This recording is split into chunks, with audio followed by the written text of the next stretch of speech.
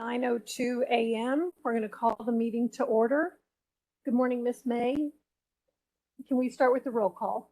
And Mr. King, can you hear me? Or I guess for our members online, are you able to hear us?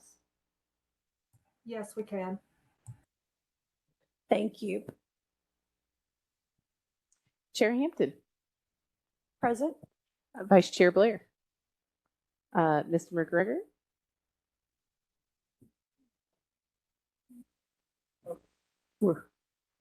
We'll come back to him. Mr. Hall. Here. Mr. Reeves. I'm here. Good morning. Good morning. Ms. Bagley. All right. And I think Chair Hampton has gotten word from Commissioner Popkin and Mr. Bering that they're not going to be present today. That's correct. They're both absent. Okay. Thank you, Ms. May, and we'll check in with Mr. McGregor if he joins us. We have one agenda item on our docket today. Mr. King, I've got my wrong minute in front of me. Would you like to read the agenda item and proceed with our briefing? Yes. Agenda item 1 is DCA 223-004.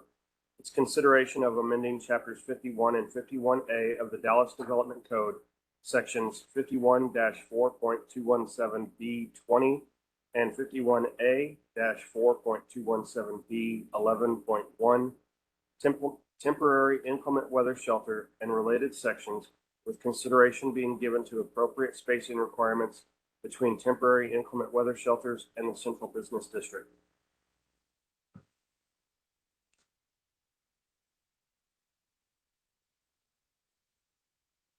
Move 1 second to share.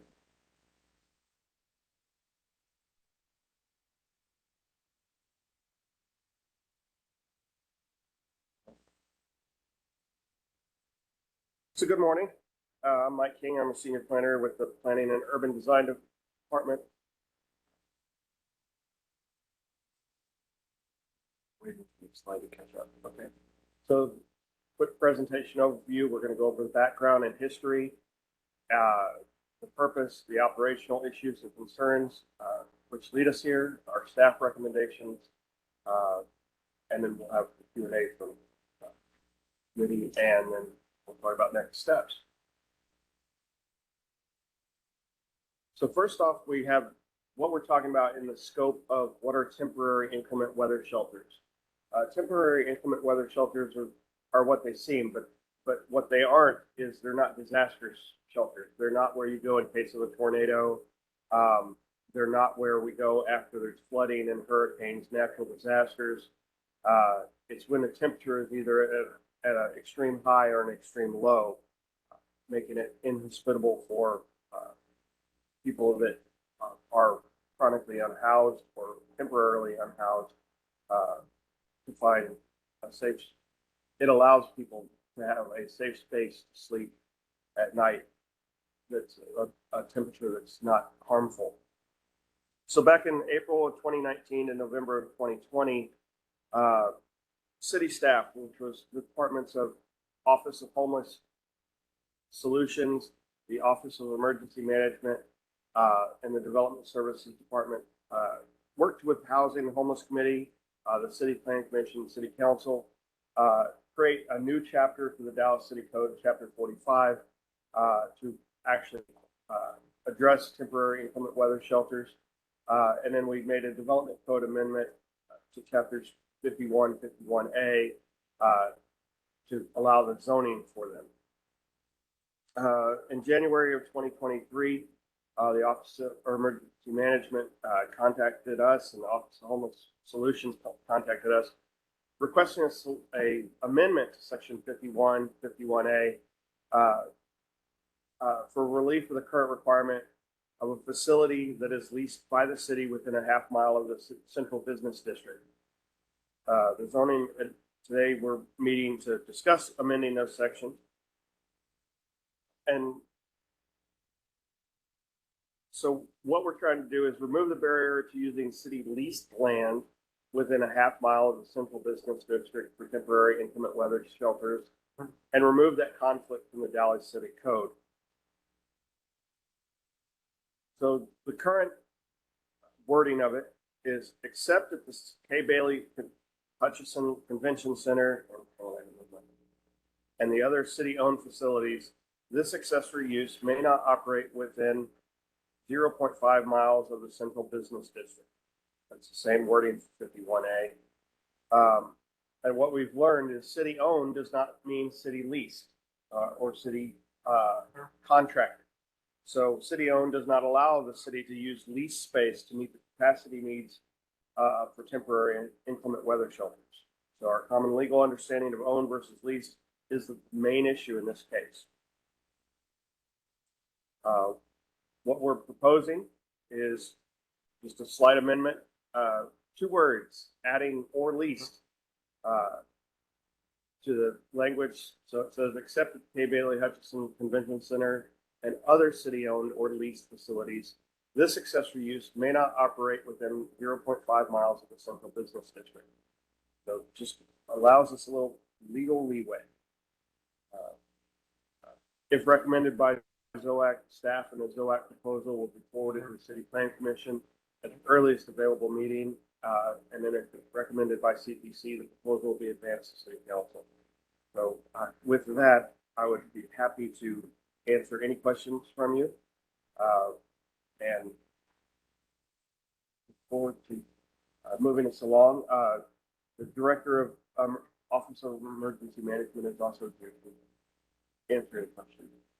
Thank you, Mr. King, and thank you for staff for being with us. I did want to acknowledge that Mr. McGregor joined us at 9:03 a.m. and Mr. Bering was online at 9:06. And we'll check back. I think his camera may have dropped off again. So, Mr. King, before we start, in our case report, there was a staff recommendation and an alternate staff recommendation. Do I understand from your briefing that it is the alternate staff recommendation Yes. that staff is proposing? We are only proposing the alternate staff recommendation from the case report.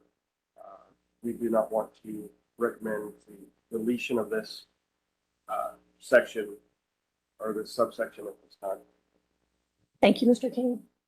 Members, questions? Mr. Hall. So I understand this is for city leased only, not for charitable organizations, nonprofits, things like that. Yes, that is correct. Chapter 45 only allows temporary inclement weather shelters with the permission of Office of Emergency Management, Office of Homeless Solutions. So they have to be managed and contracted by the city. Okay, thank you. And let me clarify that. So the amendment that we're considering is to extend. So there's like a half-mile buffer around the CBD that says that temporary inclement weather shelters can only be on city-owned property or in city-owned facilities. So the proposed amendment that staff is recommending is to add that it could be city-owned or leased within a half mile of the CBD. So outside of that half mile of the CBD, it could be charitable organizations or city leased, city-owned facilities. There's no. But this would allow the city to contract with a third party. The change that we're proposing is within a half mile, it'll just allow these shelters, these temporary inclement weather shelters, since we're not talking about all the other kinds of shelters that the city has, allowing the temporary inclement weather shelters to be operated within city lease facilities. Okay, but could city lease be via an outside, like a charitable organization, or I mean, you could go to a church and say, we want to lease your facility for this purpose, and that would make it a city lease? That would probably be a better question for our other department staff people that is behind us.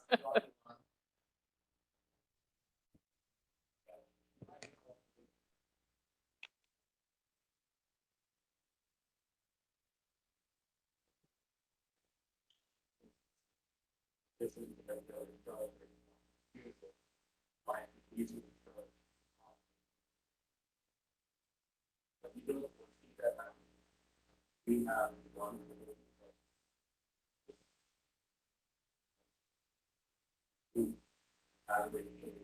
We're unable to hear online. Thank you. I was just trying to follow up Mr. Reeves to see if you could. No. Sorry to make you say that again, but if you could say that into the microphone. Thank you, sir.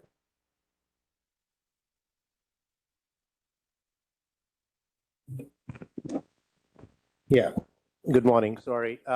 Rocky Vaz, Director of Emergency Management. To answer the question is, could the city lease multiple facilities within the 0.5 mile buffer to do inclement weather sheltering? The answer is yes, but we don't foresee the city leasing multiple facilities to do that. We do have the K. Bailey Hutchison, if it's a large event.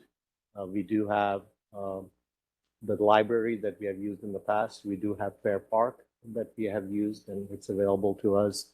So we're only looking at maybe one additional facility that we would have the opportunity to stand up in case we need capacity. Ms. Bagley? I have two questions. One, I think what I'm getting from Mr. Hall, so the city has a leased facility that, I mean, that you're allowed to have it. And I think it was questioned, well, could that be subleased to a charitable organization? I mean, could you as the city, on a city leased property, bring in a charitable organization? Yes, and Christine Crossley, Director of Office of Homeless Solutions, can better answer that question on what we have been doing the last couple of years. Good morning, Chair, members. This is Christine Crossley, Office of Homeless Solutions Director.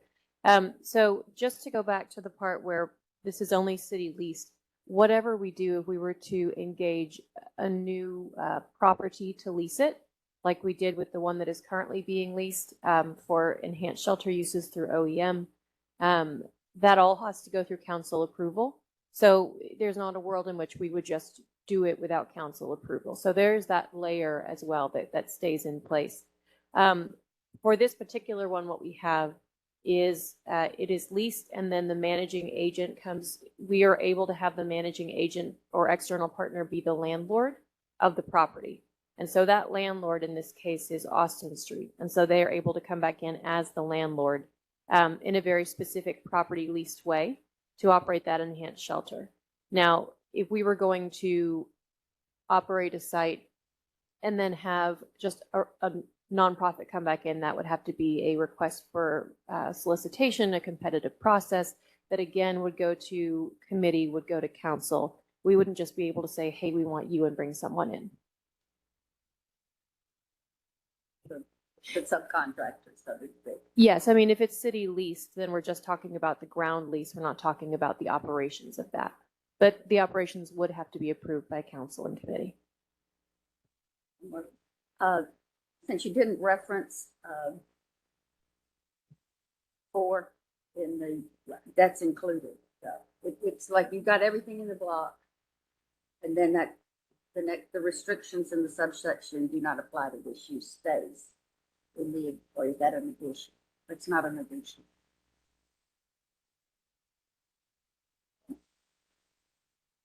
You just got an alternate staff under alternate staff recommendation for stays.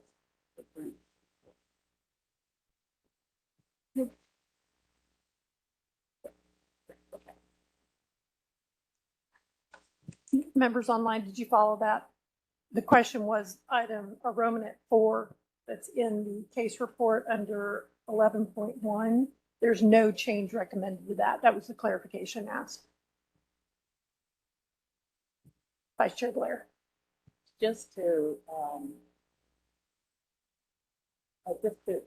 piggyback on to what the questions were from Ms. Bagley and for the clarification. The process in order to get additional facilities is more cumbersome than the remedy that they would be seeking. Is that not correct? Meaning that by the time you have a need today, by the time you go to council for approval to get another location, chances are the need will have already expired and the need no longer exists, correct? That is true, and that is why we are planning ahead. So we have a lease in place. Now, what's happening right now, we are under an emergency declaration for COVID. So we are able to operate any facility, whether it's city owned or city leased or a private entity, to do that. We all know that the COVID emergency regulations are going away in May.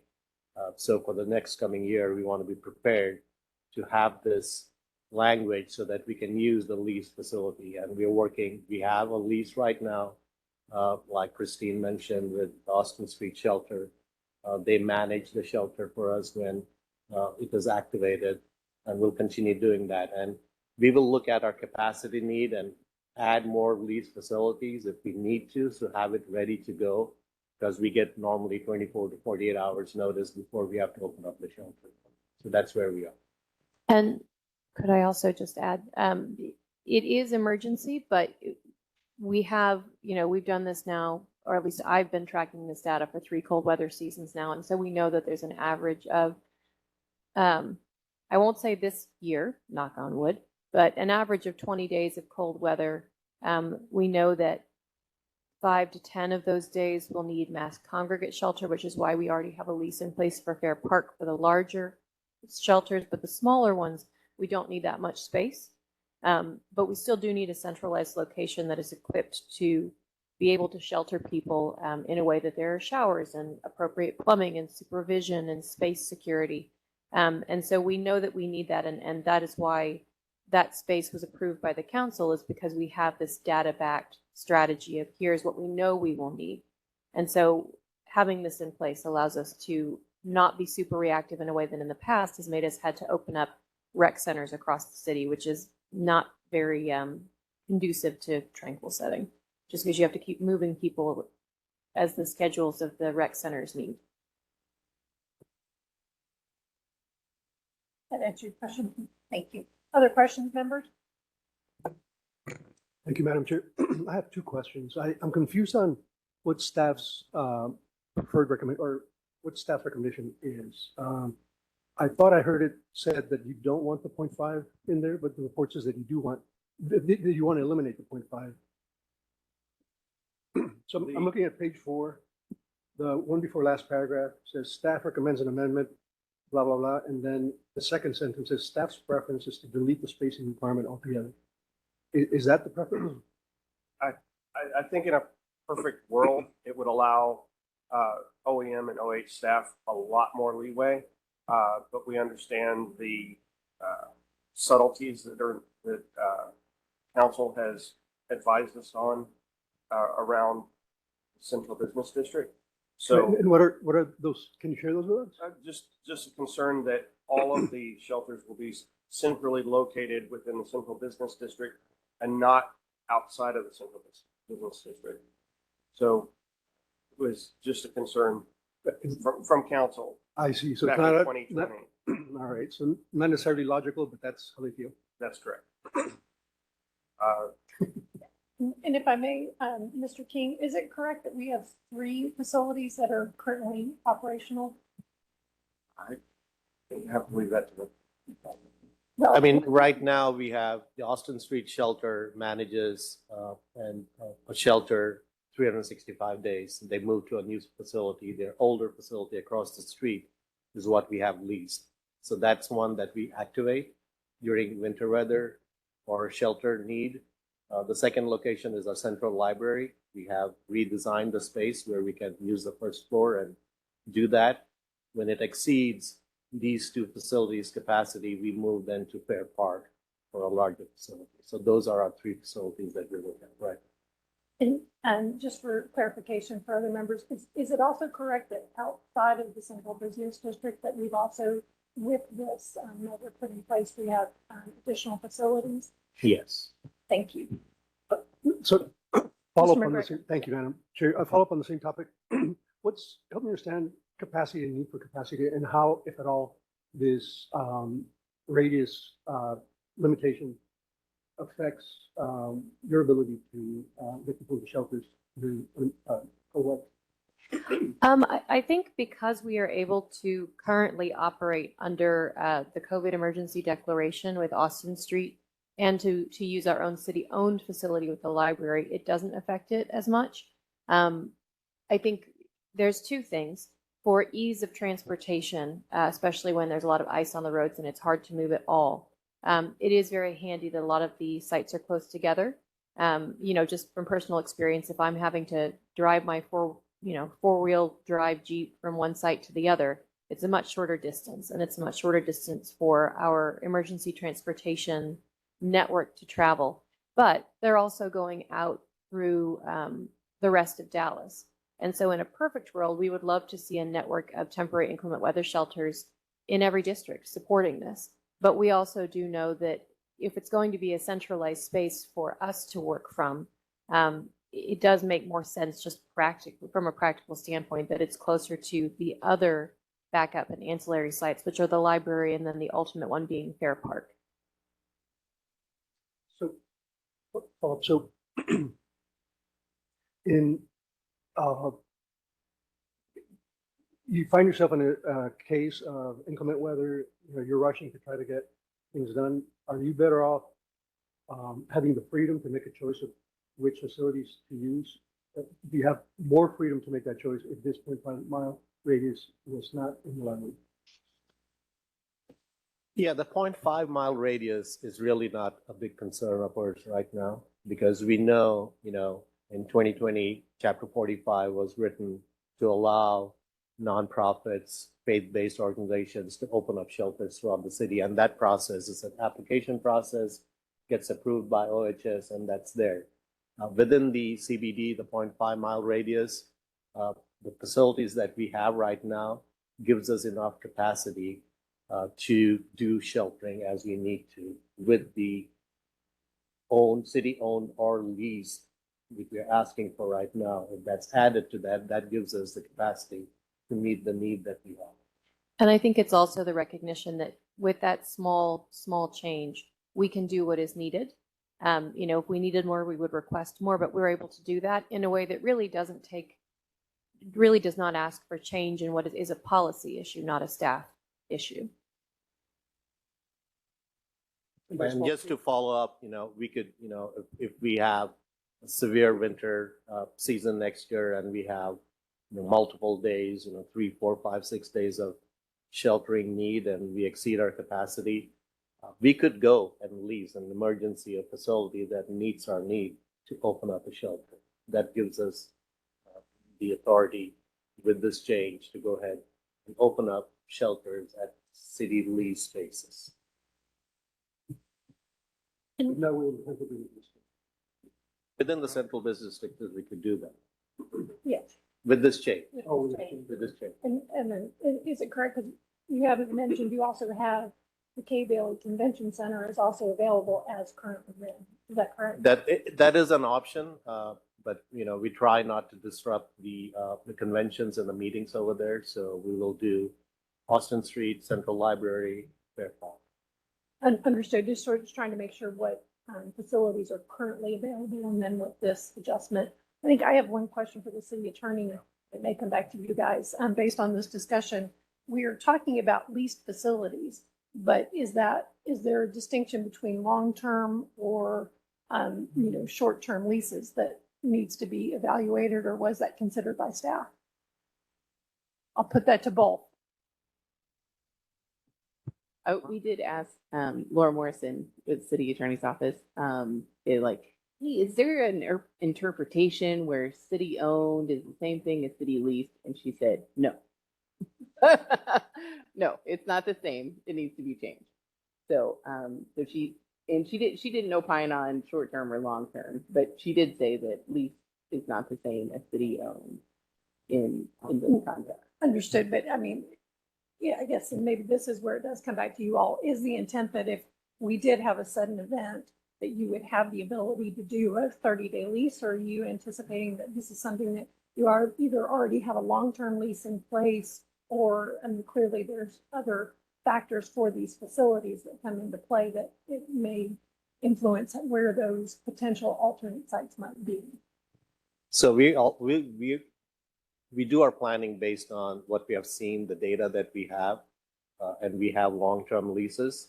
But this gives us the opportunity to go do an immediate short-term lease if we need to, depending on the event and how severe it is and the capacity that we need. So having this word lease, it could be a short-term, could be long-term, gives us the leeway to work through the event as quickly as we need to. Thank you. I think Ms. May wanted to have a clarification, please. And then Mr. Reeves next.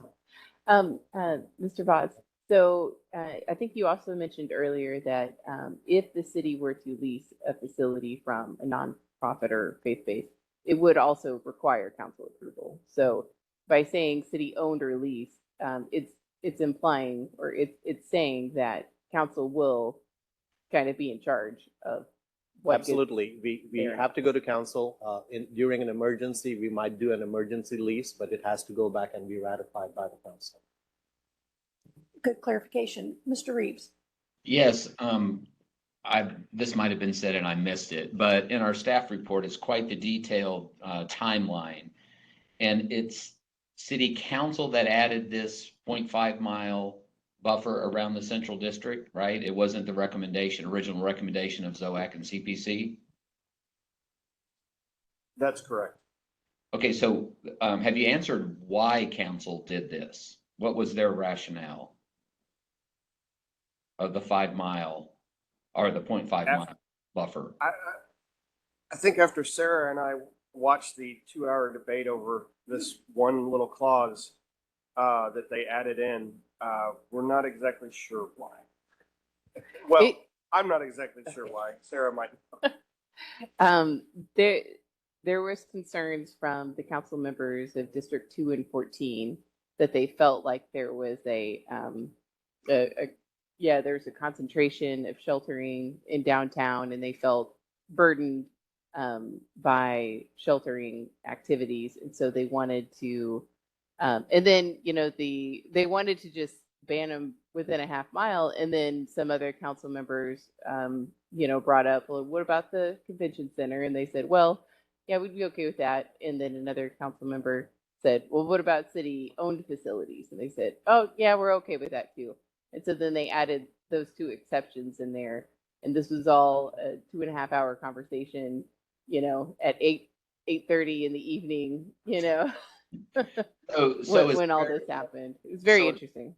So is it fair to say that the 0.5 mile buffer was an attempt to some degree to not have everything massed downtown? It was to get it out a little bit more to kind of share the burden, not just downtown. Is that a fair statement? I think that it was the intention, yeah. Okay, so it's the 0.5 is so we don't just do it downtown. We do need to push it outside a little bit. Okay, that's all I needed. Thank you.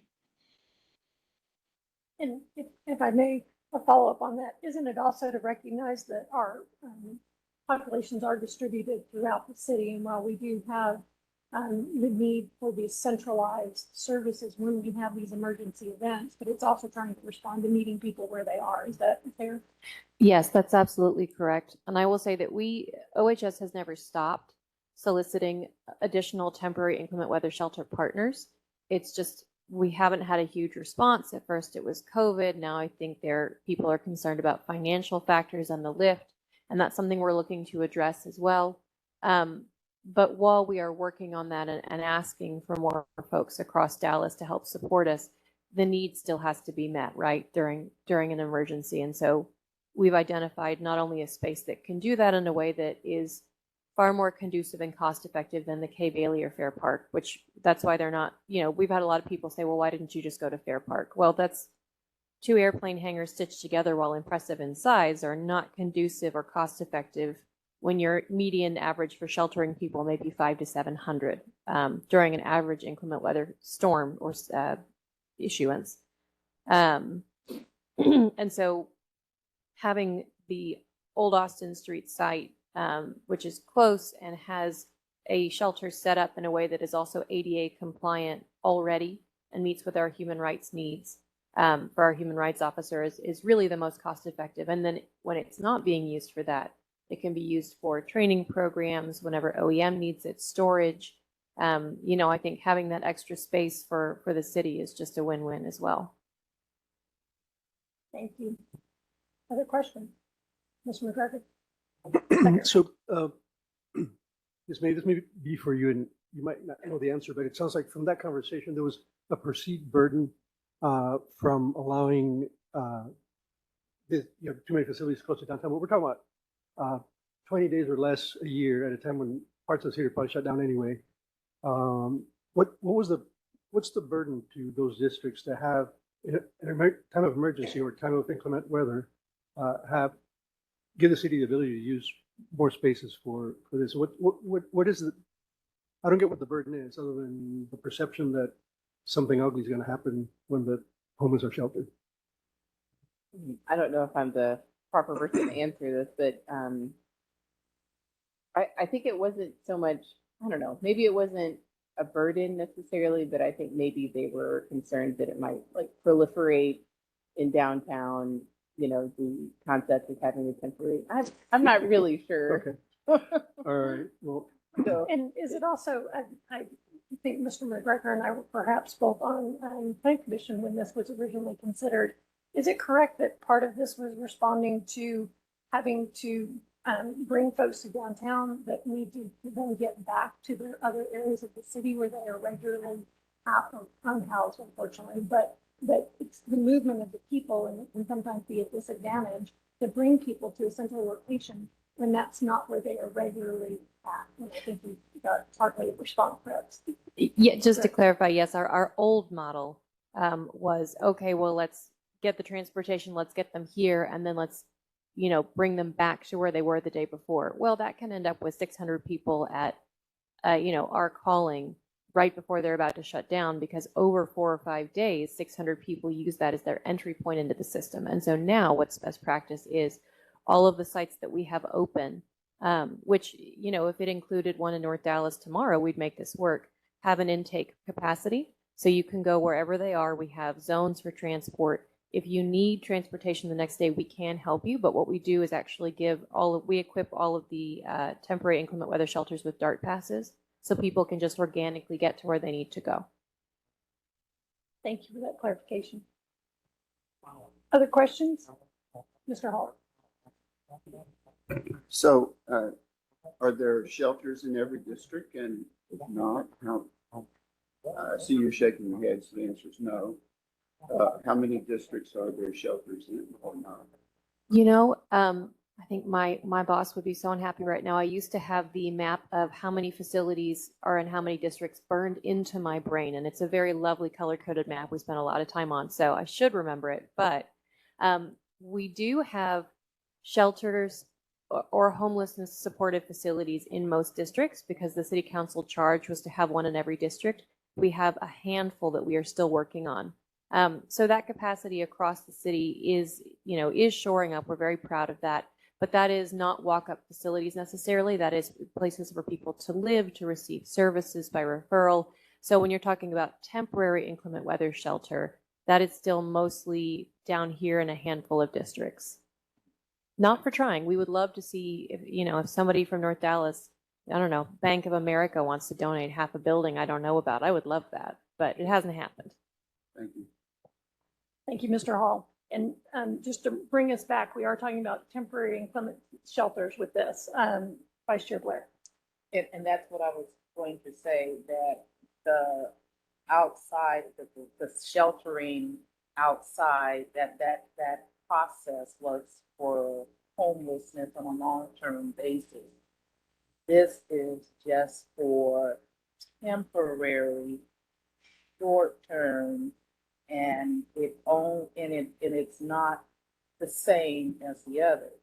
So with this, am I safe in saying that because the word temporary has a different connotation, then we cannot compare the two? That is correct. Thank you, Vice Chair Blair. Any further discussion? And I failed to acknowledge that Commissioner Carpenter is here with us today. Thank you for that. And did you have any questions for the? I did have one, well, I don't know that's exactly, I guess it is a question because, I remember the original discussion and when this came up and the concern about clustering these kinds of facilities downtown. And I think the wording here, or at least gives the appearance that it could be a backdoor way to recluster. So, but my question here is how quickly how quickly can the city truly execute a short-term lease and get council approval to open up a shelter like this? I mean, they can't do it on a few days' notice. Yeah, so our intention is not to go and get a short-term lease when we know we're going to have severe weather in 48 hours. Our intention is to have long-term lease, just one at this point. We do not expect to exceed that, but this gives us the opportunity if we have to. To answer your question, on an emergency, I can go lease a building if I find something that's suitable within the next 12 hours and then get it ratified by the council to do that. And we're talking about city lease. We're not talking about a third party or a faith-based or nonprofit leasing and opening up shelters. So that's where we have some control, or we have all control over that within this half-mile buffer will only be city-owned or City of Dallas leased facility, which again, our intention is not to go and lease a whole bunch of facilities when we have severe weather. We have a plan, we execute based on that. We have several facilities, and then we go to Fair Park if we need a larger one. And I will also add that the plan that we're talking about, we've been building this and tweaking it for 2.5 years, almost 3 now. And when we started with the current leasing structure that we have with the old Austin Street building in Fair Park, that started early summer and it went to council in December. So, when you're doing it in a way that is not reactive, it does take time, but that means that you don't have to do this on the backside. So the intention Thank you. right now is that this change in wording will allow you to solidify your arrangement for that Austin Street shelter building. Correct. Thank you. Thank you, Commissioner Carpenter. Any final questions? Yep. This is Commissioner a McGregor. little redundant, Madam Chair. I'm sorry I'm having voice problems today, but I just want to be clear that I'm reading accurately staff's report saying staff's preference is to delete the spacing requirement altogether. That's still okay, right? Okay, thank you. Thank you, Madam Chair.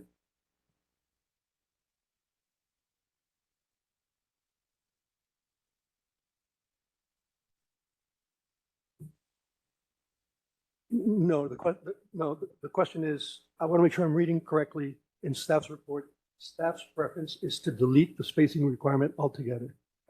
No, that we have changed our recommendation as brief to be adding or lease and to maintain the rest of the spacing requirement. And what was the logic behind that, or what was the reason for that? That was at the request of our partners.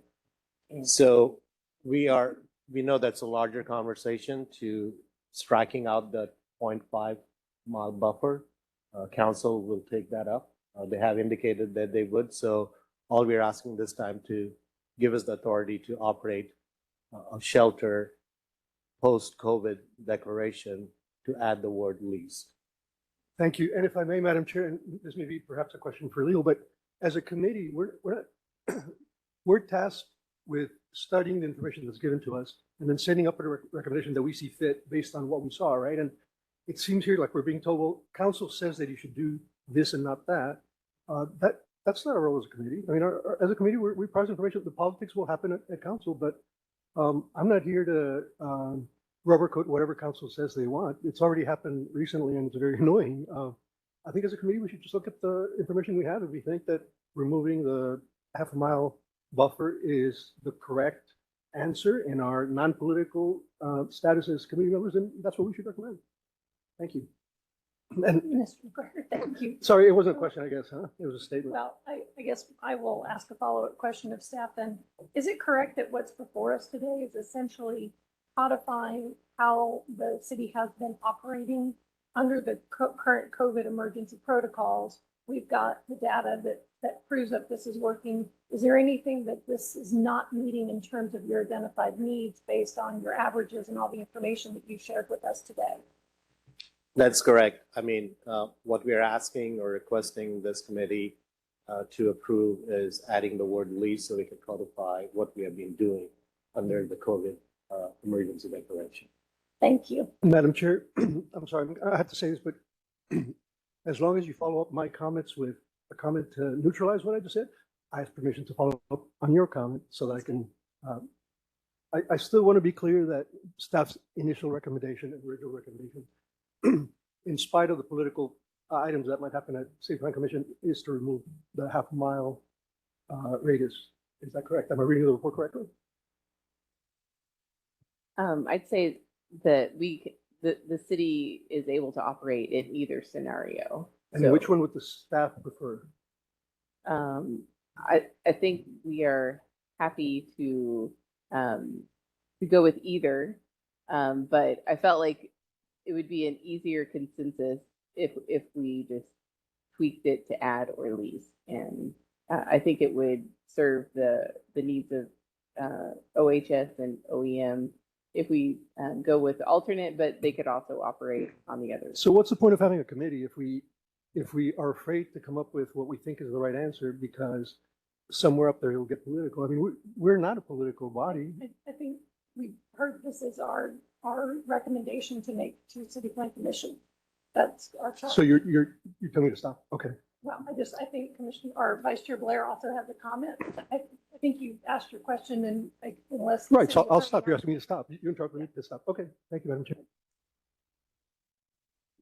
Did we not respond to what your question was?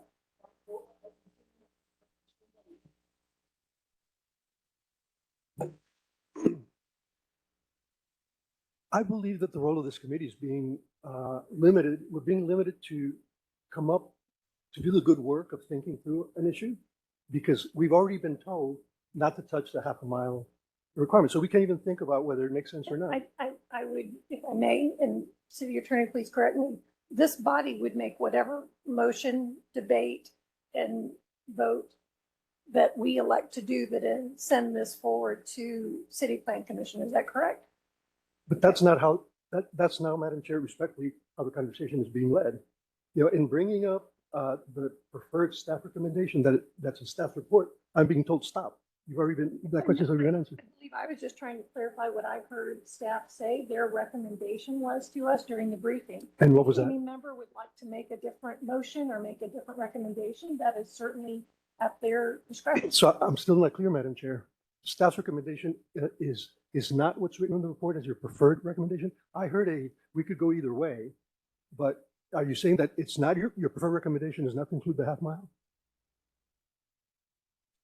Madam Chair, please let her answer. It's a question for her. So You're leading the discussion here.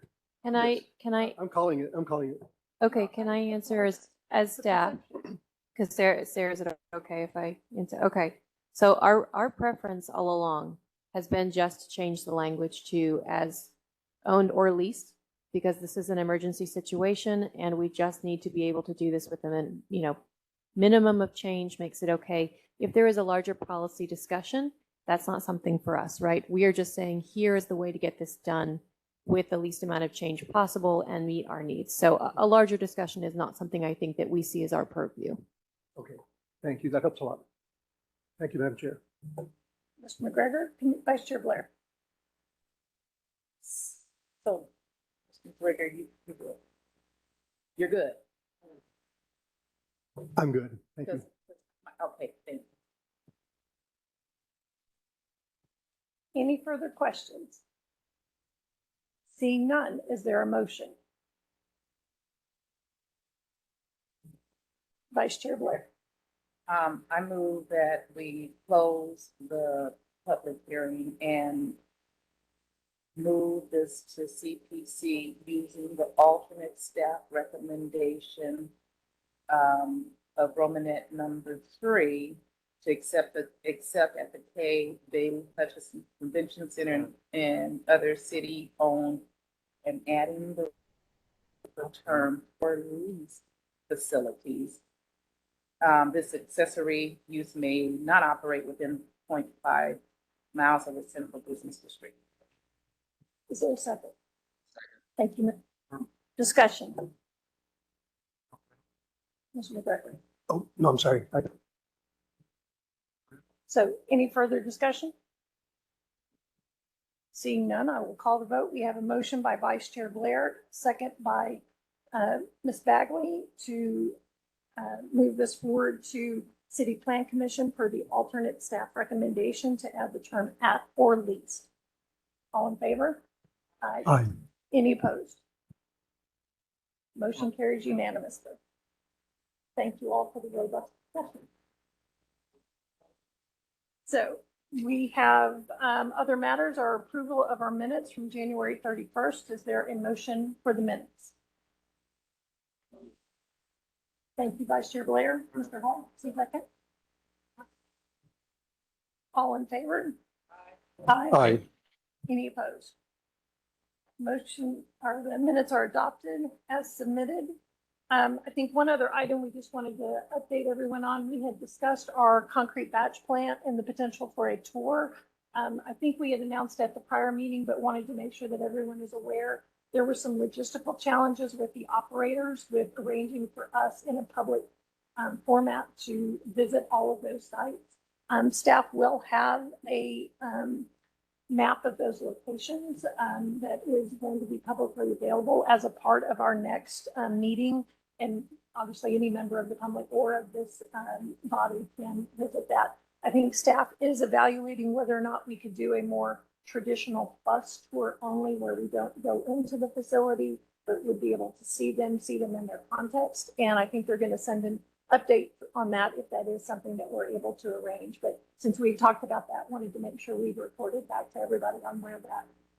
Unfortunately, couldn't do what we had hoped to do, but if there is an alternative. So you want to capture all that, Ms. May, or Ms. Lee, any further clarification? Yep. Mr. Hall. In the past, didn't CPC tour some of these batch plants? CPC has not toured them, no. We've had cases, and if anyone else wants to jump in, there's been cases, and as individual commissioners, we sometimes tour those, but not as a body. Not as a body, but some Is that correct? individuals in CPC have. Yeah. And back. Oh, way back. We drove. Oh, Okay, right, so so drove by. you didn't actually go in them and ask questions and. Yeah. I recently have done, well, within the last 2 years, I have actually gone into them and looked at the operation of them. And that's as an individual And commissioner. that was as an individual commissioner by myself with the operator and with the operator and their staff. So I do have working knowledge, but as a body, no, we've never done. Do we have permission to do just that if we on our own arrange that? Ms. May, would you like the city attorney to speak to that? The question was, if we as individual members, we have an item before us. Mr. Hall was asking if he was invited to tour a facility. Is there any reason why we couldn't go as individuals? Okay. Would it be considered official or unofficial? I'm just curious, because say I knew a concrete subcontractor who could get me into one of these things and I wanted to do it. But from what I understand, to your question, it would be more unofficial, meaning that you don't have to declare that you've been or, publicly state anything. I mean, you can, say you visited a certain place and share Okay. your experiences, but it doesn't have to be like on an affidavit or anything like Okay. that. Thank you. And I will say, I'm I know we've had this debate on how CPC also does some of these individual tours as well. So we might just all be mindful, and we will look to the city attorney to give us any further clarifications on that. Madam Chair, Okay. Thanks. Madam Chair. Mr. Reeves. Yes, if I just may put in my 2 cents, I honestly think I would get 75 or 85% of my benefit from seeing the location relative to other properties rather than actually being on site. You know, there's stormwater things, there's mixing, there's rules that they have to follow, but it's really like, where's that truck? Where's it coming out? Is it driving through a neighborhood? How noisy is it? You know, it's that proximity thing that I really want to see. Thank you, Mr. Reeves. I think.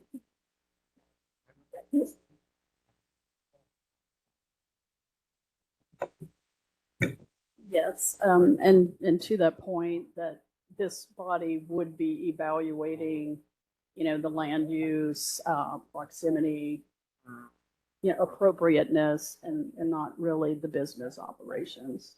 Right.